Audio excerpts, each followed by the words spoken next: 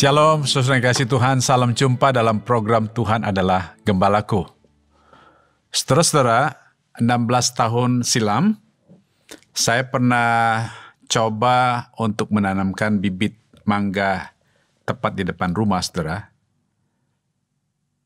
5 tahun kemudian, pohon itu bertumbuh dan daunnya sangat rimbun. Lalu saudara, tahun berikutnya saya berharap bahwa pohon itu akan mulai berbuah dan menghasilkan buah, saudara. Karena memang itulah kerinduan seseorang yang menanamkan pohon mangga, saudara ya. Berharap supaya ada buahnya. Nah, saudara, ternyata pada musim mangga, pohon itu mengeluarkan bunganya, kembangnya. Tetapi beberapa minggu kemudian, bunga-bunga itu gugur dan buahnya tidak jadi, saudara. Artinya tidak berbuah. Lalu saya berpikir mungkin tahun depan akan menghasilkan buah yang lebih baik yang seperti diharapkan. Nah, saudara, ternyata sama. Pada tahun berikutnya keluar kembangnya, bunganya, lalu gugur dan tidak menghasilkan buah. Beberapa kali terjadi demikian. Lalu tentu saya kecewa, saudara. Saya berpikir untuk tebang pohon itu dan buang pohon itu dari depan rumah saya. Saudara, di dalam Alkitab ada satu kisah yang mirip terjadi dalam pelayanan Tuhan Yesus. Tuhan Yesus ingin mendapatkan buah ara, tetapi ketika dia menemukan pohon itu, dia tidak mendapatkan buah yang diinginkan. Untuk itu mari kita membaca bagian firman Tuhan ini, saudara, Markus 11 ayat 12 sampai 14. Demikian firman Tuhan. Keesokan harinya, sesudah Yesus dan ke-12 muridnya meninggalkan Betania, Yesus merasa lapar. Dan dari jauh ia melihat pohon ara yang sudah berdaun. Ia mendekatinya untuk melihat kalau ia mendapatkan apa-apa pada pohon itu. Tetapi waktu ia tiba di situ, ia tidak mendapatkan apa-apa selain daun-daunnya saja. Sebab memang bukan musim buah ara. Maka katanya kepada pohon itu, "Jangan lagi seorang pun makan buahmu selama-lamanya." Dan murid-muridnya pun mendengarnya.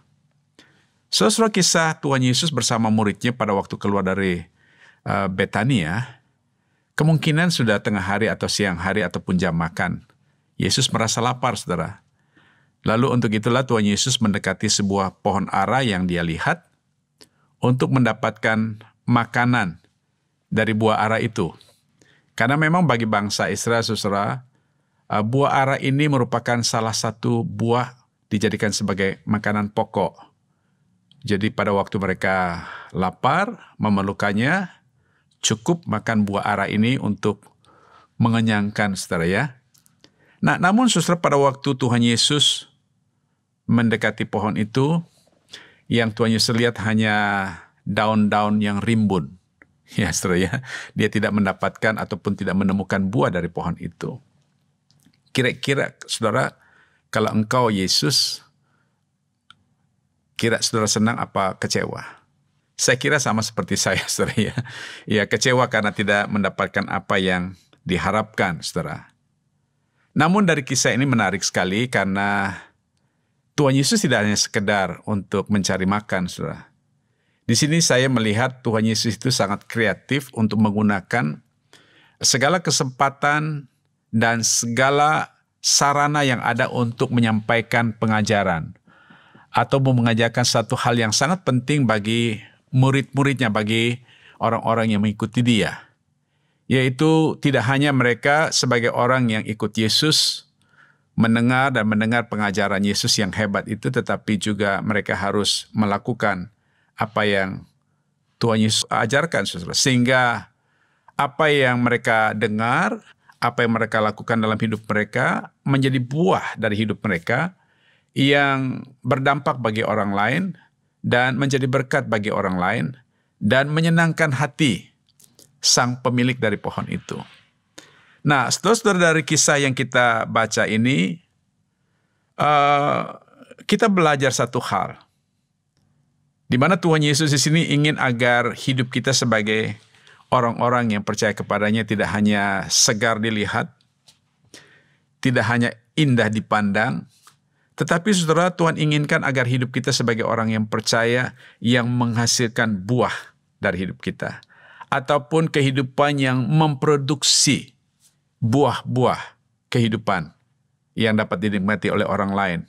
Nah, pertanyaannya adalah, buah apa yang muncul dari hidup kita? Atau buah apa yang harus kita produksi dari hidup kita, saudara?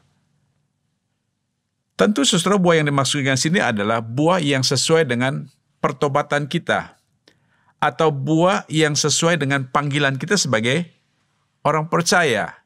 Saudara, ketika kita mengalami hidup yang sudah diubahkan oleh Tuhan, maka seharusnya hidup kita menghasilkan buah-buah yang baik, ya, buah-buah perbuatan baik, yaitu buah-buah karakter yang indah dalam hidup kita, yaitu buah-buah keselamatan jiwa melalui hidup kita, atau juga saudara buah-buah yang lahir dari bibir mulut kita, yaitu puji-pujian yang kita naikkan kepada Tuhan. Tentu apa yang kita produk melalui hidup kita adalah sesuatu yang menjadi berkat bagi orang lain, atau sesuatu yang berdampak bagi orang lain, yang dapat dinikmati oleh orang lain, menjadi berkat bagi orang lain. Nah, saudara, mari kita pikirkan sejauh ini setelah kita percaya kepada Tuhan. Apakah selama ini kita hidup menghasilkan buah seperti yang Tuhan inginkan, saudara?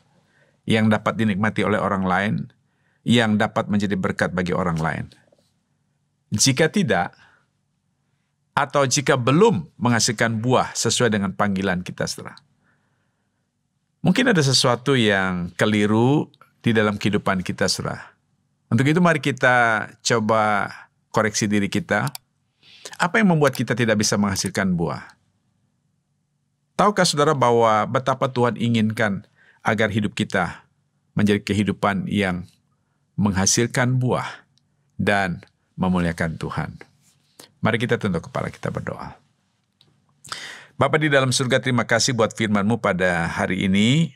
Kami bersyukur ya Tuhan untuk anugerah-Mu. Kami adalah orang-orang yang telah mengenal Engkau, percaya kepada Engkau sebagai Tuhan dan Juru Selamat kami ya Tuhan.